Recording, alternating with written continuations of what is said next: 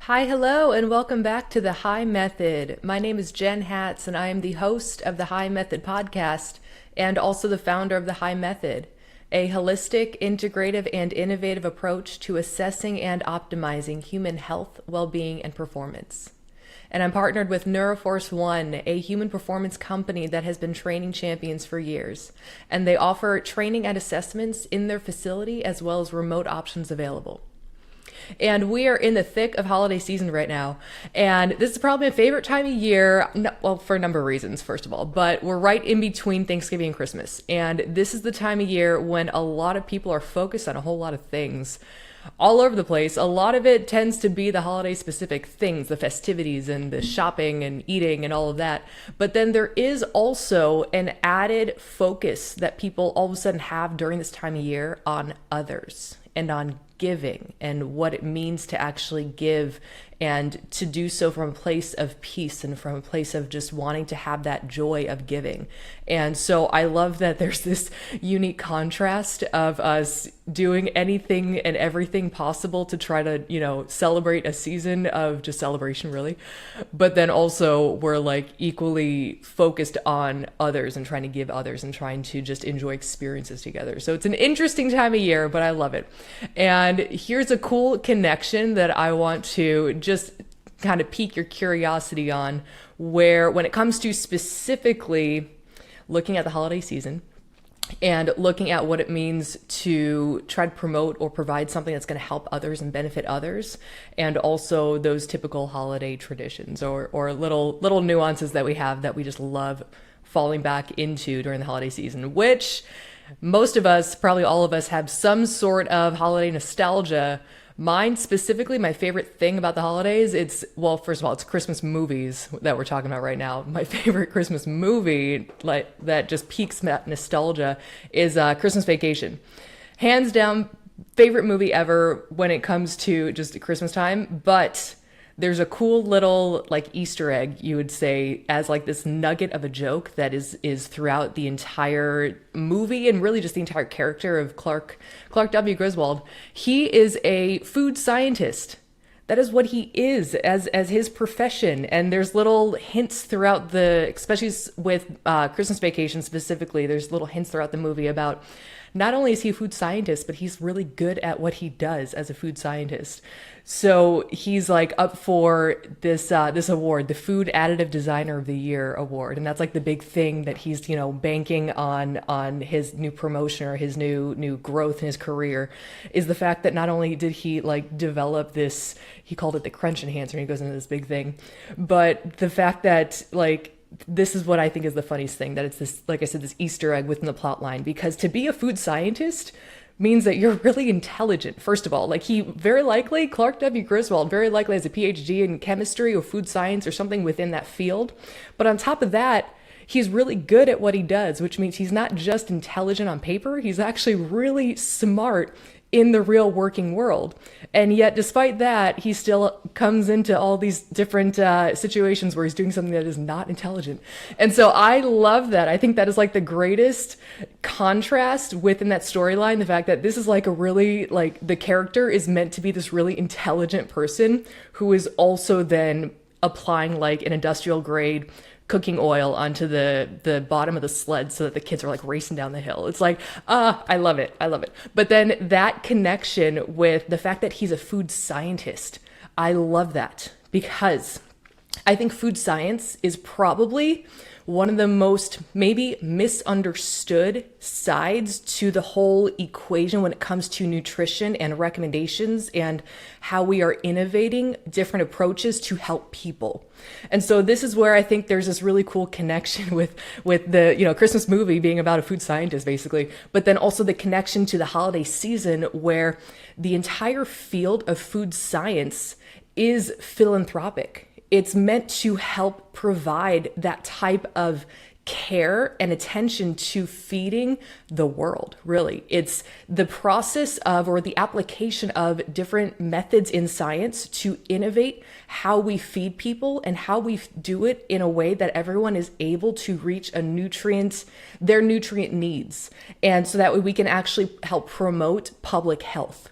So cool connection there. So if you ever want to, throw that out as like a fun little like fact at a party or something, like, hey, did you know that this movie, you can go into your own little spiel. But so going back to this concept then of food science, and why I think it's very misunderstood is because there's a whole lot of information that is out there all over the place. And a lot of it is based on personal opinions in one area, but then also there's this huge emphasis on, I think, a little too heavier on trying to optimize our nutrition when it comes to calories and macros, and wanting to do so in order to manipulate our body composition or our appearance or aesthetics. And there's less of a focus on the actual functionality of what it means to be well fed and for your body to actually fully accomplish what it needs to accomplish on a day-to-day basis. So what that means, what I mean when I refer to that, the food you take in, it's not so much about the quality it's not so much about the quantity, whether it's the calories and macros, that is important, but what's more important is the quality. It's the actual nutrient density of those foods that you are taking in, because it is those specific nutrients. This is not just macronutrients, this is also micronutrients, all of those vitamins and minerals that have such important actions in the body that they need to be addressed appropriately. And too much or too little can be detrimental to your overall functioning. So probably the biggest first step, the first win for food science, was the first fortified food that was ever invented, ever created. And this first fortified food, that's a little tongue twister to say, was iodized salt. If you've ever heard of iodized salt, I actually have here two little sample containers here. So one is regular salt, or I should say just non-iodized salt, and one is iodized salt. They look identical. If you can see this on the camera here, they look identical, except one has literally the word iodized salt is written there on the label. That's how easily missed this could be on a shelf. They look identical except for that single word. Now here's the extremely important, probably the most important part about that label is what it's implying about that salt, the fact that it contains iodine. So here's a fun little story for you. Actually, it's a really important story that everyone, I think, needs to hear. Iodine deficiency impacts right now 2 million people, or 2 billion people worldwide. I'm sorry, I'm closing up on my words here. 2 billion people worldwide are impacted by iodine deficiency. Iodine deficiency is the leading cause of preventable intellectual and developmental disabilities. And this is even in just a mild to moderate iodine deficiency. That is how important it is to identify this deficiency.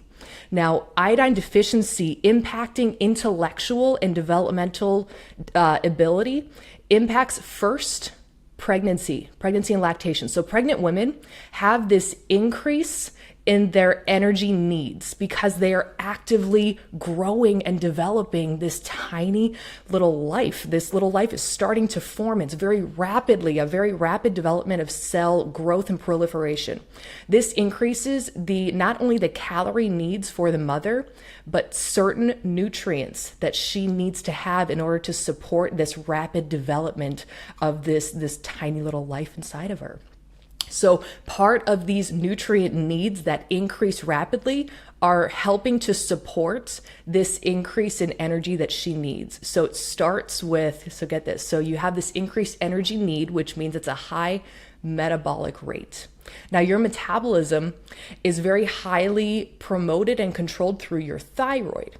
Part of your thyroid requires iodine, which is a naturally occurring mineral that comes normally in our seafood, fish and seafood. That's normally our highest source of iodine naturally. And this iodine is helping to contribute to your thyroid hormone, thyroid hormone production, so that way your thyroid is operating optimally, and that is helping to support your overall metabolic rates and all of this energy production and all of this neural development that is happening very early on in pregnancy.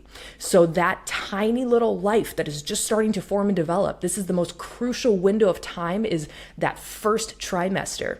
And this is when any type of a nutrient deficiency in the mother is going to impact then the actual development of that tiny little life that she's very rapidly developing. So that period of time is the most crucial period of time for that mother then to be taking in the appropriate nutrition that she needs. So this impact of iodine deficiency in the mother is not only going to impact the developing fetus as it is starting to develop, but then that carryover effect is seen all the way through childhood years, where there's a impaired cognitive abilities, impaired ability to maintain attention span and focus. And there's a whole slew of a downstream effect that is tied back through these population studies, tied back to this nutrient status of the mother during that very crucial window of time and development. Now, here's the cool thing tying back to then the iodized salt. So that iodine, naturally found in fish and seafood for many years ago, many decades ago. So once population started to move and started to develop their residential living situations further away from the sea, that was when we started having a change in what we were normally taking in. So our normal day-to-day diets were taking in on average less fish and seafood because we just didn't have the means to have that regular transportation of it. And so at these new locations where people were heavily populating, they were instead taking in a lot more land-based protein sources and also plant protein sources. So that change in their dietary patterns, because of where they are now located, changed their actual nutrient status. And so this was decades ago now, but so at that point in time, there was what was seen as this large-scale thyroid imbalance or dysfunction. It was they called it the goiter belt, actually. So it was a sign of impaired thyroid functioning due to iodine deficiency. And this was very heavily prevalent, at least in the US, very heavily prevalent in the Midwest and the Northeast, where these populations were starting to relocate away from where they would have that regular intake of fish and seafood, and they were populating instead to areas where it was a lot more land-based animal protein sources and plant protein sources. So in order to combat this, the thyroid gland imbalances and this iodine deficiency that was being seen in adult populations, food scientists at that point in time, they developed iodized salt. And this was the first fortified food. So I'll show this again, this iodized salt. So it's identical to salt, except it has iodine now. And food scientists had to develop this in order to combat this population-wide nutrient deficiency. And it did. And for decades, population studies were showing that the change in that iodized salt intake was progressively improving the population IQ. So the actual intelligent quotient, our actual ability to identify our level of intelligence and developmental and cognitive abilities, was increasing over time in relation with this iodine sufficiency now. Being able to take in this iodized salt was helping to improve the population IQ over time. Now, here's the important part about this whole story.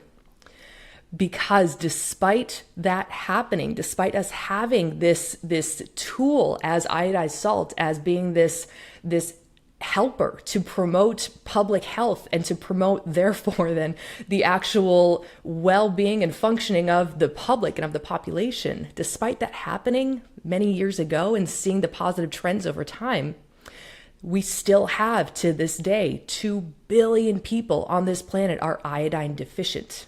And like I said before, it is the leading cause of preventable intellectual and developmental disabilities, even in mild to moderate iodine deficiency. And it's because it starts with that early period of development during pregnancy. So this is where it's an interesting thing where our view of the foods that we take in, the foods we provide, we may very easily be overlooking or just not understanding the need to look for just that little difference in the label of what a food may provide for us. So it's not just the quantity, the calories and macronutrients, but it really does come down to the quality of those foods and what those foods are providing to us. That is going to provide us with what we need so that our bodies can actually function the way they need to be functioning. Now, all of that being said, so there is something that is important to keep in mind. That does not necessarily mean that pregnant women need to be downing all of this iodized salt, because this is the kicker here. So because of the way that eating patterns have changed, especially in the last couple of decades, the last, we'll say 20 years, probably 30 years at most, the change in typical dietary patterns has gone from one extreme and tends to go to the other extreme. So now people take in a high amount of sodium from a variety of sources, and it's a lot of processed foods. None of those food sources providing sodium are providing iodized salt. And so because of this, there's already this big influx of sodium, and then there's recommendations being given for people to reduce their sodium intake. And so you have all these conflicting and contrasting recommendations being given in order to try to combat the ways that we are eating and what it's doing to us, instead of just going back down to the source of what it is that we should be taking in based on what our bodies actually require, and choosing to set recommendations based on that.